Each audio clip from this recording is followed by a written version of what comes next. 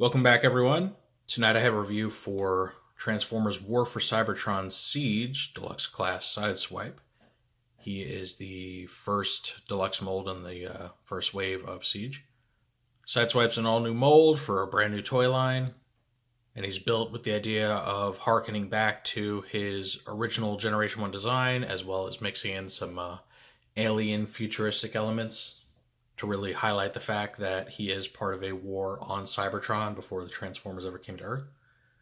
So we're going to go ahead, take a look at the toy's packaging, the instructions, and then get a good look at Sideswipe himself, give some thoughts on him, and then let you decide for yourself if this new take on Sideswipe is worth the money.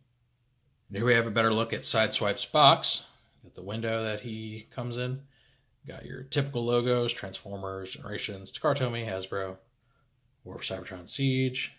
You have his number here, WFC S7. Really nice artwork of Sideswipe charging into battle, looking very cocky, as he should. On this side, you have the common artwork that's been shown in promotional material for the whole line. Then on the back, you have Sideswipe's two modes. Takes 16 steps to transform, showcases his ability to interact with Battle Masters. And then nothing significant on the top or bottom. Here are the instructions for Sideswipe. You can see they're nice and big. Actually looks like an instruction book instead of just a tiny folded piece of paper. Big instructions means nice clear images here. You can see Sideswipe, very vivid detail on the front. Go ahead, open it up. You can see very in-depth transformation here.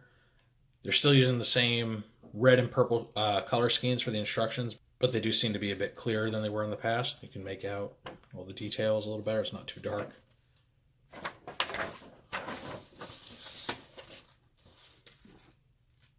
Here you have a little more demonstration of his interactivity with other toys. This part, something new, something cool, it actually showcases and names the weapons that he comes with. You have a W10 Photopulsar Proton Launcher, which is his shoulder cannon thing there. And then a W5 Gyro Blaster, which is the little handheld gun that he's wielding right there. And they each come with their own stats, which is a really cool touch. And on this side, shows you combining the two into an RR Gyrofuse Axle Switch Hyper Blaster. Kind of a corny name, but it is a kid's toy line after all.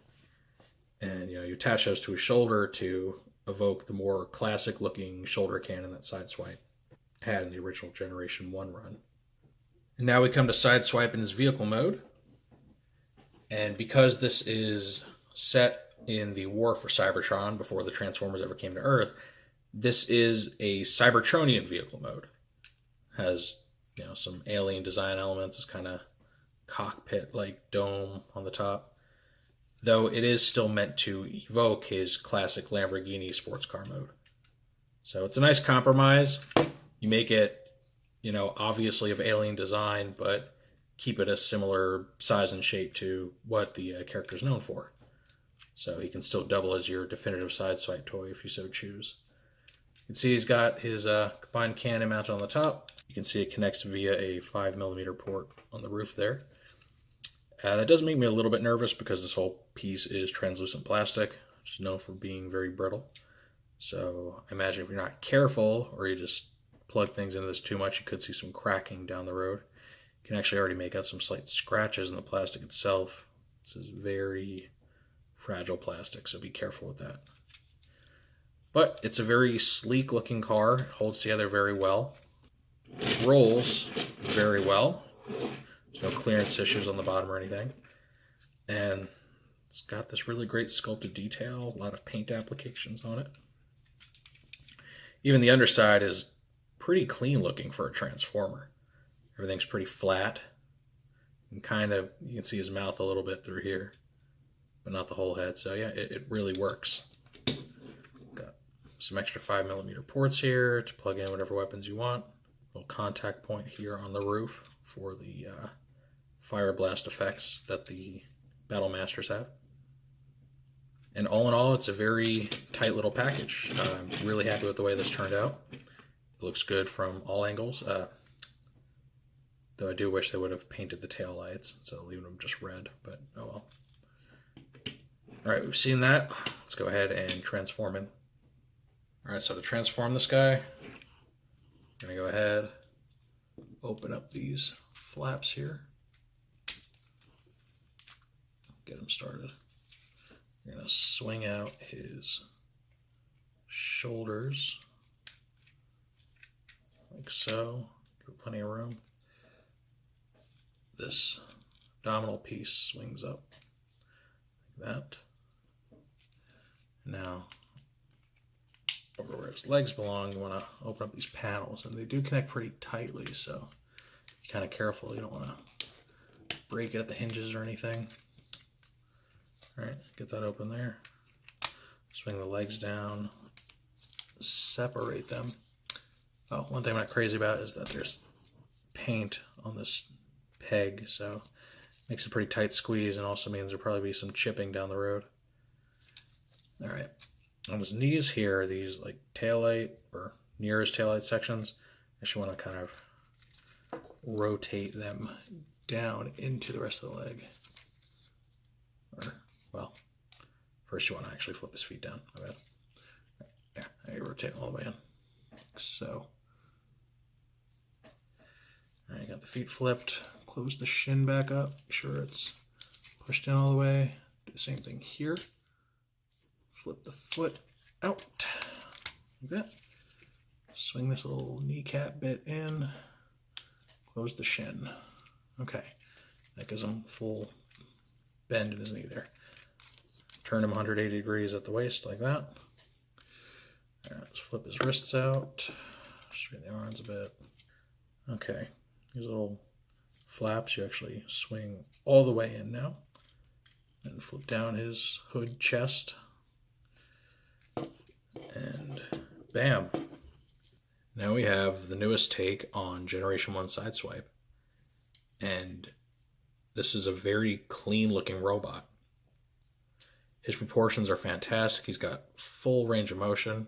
He's got a hinge and swivel combo on each of his shoulders to replace ball joints, which is great because they're less likely to wear out over time. Simple hinge on the elbows, like that. Head is on a ball joint, so it's got a lot of articulation. You can look up, down, all around. Waist swivel. Legs are on the same hinge and swivel combination. He's on a simple hinge, and his feet are on a hinge for ankle tilt, so that's good. It's a lot of posability there. The backpack's a little big, you know, compared to how like his character model looks, but it's very clean looking. It's, you know, it's wide, but it's flat. It's not overly intrusive. Just looks fantastic. And this is a excellent Sideswipe toy. You know, if they were to modify some slight details with the vehicle mode parts, you could just call this a straight remake of the original Sideswipe toy done for modern engineering. Just great looking. His weapons, you can have him, you know, use them in a variety of ways. You can separate them. You can wield them as handguns or combination of cannon and gun, whatever you want. He has these rectangular slots on his shoulders, so you can plug this into either side. Me personally, I prefer the left shoulder to go with this classic fictional appearances. So I like to plug them in together to emulate the look of the original launcher with the missile sticking out. But you can do whatever makes you happy.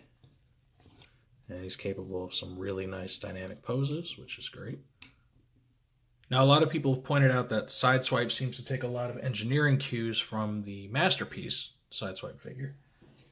And while I don't have the original one, I do have the Generation 2 version, which is largely the same, just different accessories, different face sculpt. But transformation still works out the same way. And I don't know. I mean, the proportions are very close. You know, they do look the same. but I'm not really seeing the resemblance when it comes to their engineering, personally. The backpacks are done up completely differently. The forearms work in a different way. This Sideswipe has car kibble on his forearms. This one just has forearms that are hidden inside his vehicle mode. They really don't share much in the way of engineering or design, so I'm not sure where people are getting that. Obviously, the Masterpiece is going to be more complex, a lot more moving parts, but I don't know. I don't think we're giving the current design team enough credit. I think they really just designed the Sideswipe pretty much from the ground up. Feel free to correct me if I'm wrong, if you know something I don't, but to me, these figures, aside from being the same character, don't really have anything in common. They're built very differently. Though, worth pointing out, based on some recent rumors we've seen, there's apparently going to be a special exclusive version of this toy, which will be G2 Sideswipe. So, hoping that pans out. It'd be cool to see. I'm not sure how far they're going to go with it, if they're actually going to give them, the new accessories or like the spiky tire shoulders, whatever, but we'll see how that goes. We do know that there's going to be a Red Alert Redeco, possibly retooling. I don't know if they're going to change the head or not, of this toy. He'll probably have different accessories, maybe. I don't know. But we've already seen the artwork and some renders for that toy, so that's coming down the pike. So if you missed out on Universe, Sideswipe, and Red Alert, or you want ones that are a little more accurate to their classic looks, these are perfect. In fact, he's just a great figure.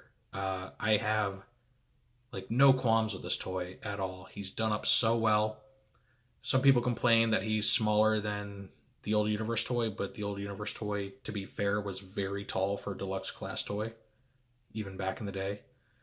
But yeah, I'm sure some of his height does owe to the newer scale that they're pushing, which is a bit smaller than previous generations lines. So he may not line up with older figures in your collection height-wise, and how important that is up to you. Me personally, as long as the size is generally correct, Carbot should be about deluxe, Aircraft should be, Voyager or Leader, depending. The big characters like Optimus and Megatron should be at least Voyagers, somewhere that makes sense. Yeah, I'm not complaining too much. This toy by itself doesn't have anything in the way of fancy, intrusive gimmicks.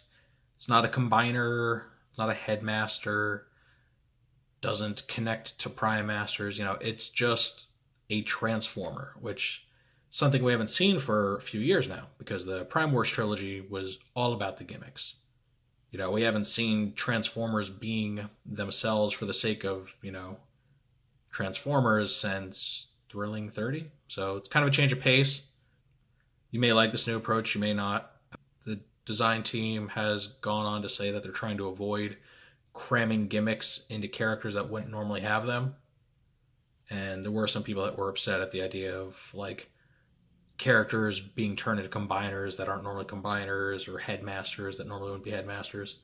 Personally, I'm not really in that camp. I don't really see a harm in it as long as the end result of the figure is good. Right? Titans Return Blur, fantastic mold. Yeah, Blur's not normally a headmaster, but you can't argue the toy, doesn't look good. You may not like the paint choice with the Hasbro version. You may prefer the Takara paint scheme, fine, but the figure itself, the sculpt, is good. As I already mentioned, this toy is designed to interact with the Battle Masters and their Fire Blast effects. And I have one right here to show you from Fire Drive. And these this is one of the hard points I mentioned. Just these little stub pieces that you can attach these to. That one doesn't want to stay on. To, attach it here, it gives the impression that he's being hit by laser fire or something. You can attach them to the ends of their weapons to make it look like the weapons are firing. And there's a bunch of different ways these can interact, because they're basically a 5mm stub here with a hole in the middle, so they can connect in a multitude of different ways. So it's a nice subtle gimmick. It doesn't alter the way the toy has to work. You can choose to utilize that feature, or you can choose to just leave it off, which I think is great. The other big cross-play feature that they've introduced is the Weaponize Errs, which are deluxe class toys, which basically break down into artillery and equipment, jetpacks, things like that, what have you, for deluxe and larger class toys, such as Cog from this wave, who I will be reviewing after this guy. So you'll see Sideswipe again as he demonstrates Cog's abilities. So these toys have a multitude of 5mm holes in them. He's got them on the shoulders, the forearm. He's got one in his back there. He's got some on the sides of his legs and bottoms of his feet. And one thing you'll notice as you look at these toys is that the holes are standardized. They're in roughly the same spot in each transformer, which makes them universally compatible with these Weapon Master characters.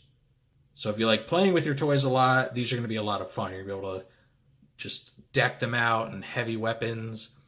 They're official combinations, but it's almost like Legos. You can come up with your own. I saw somebody that went nuts and took several cogs, combined them together into a trailer for the Optimus Prime, like a working heavy weapons trailer. That was really cool to see. So I'm excited to see, what other creative things people come up with.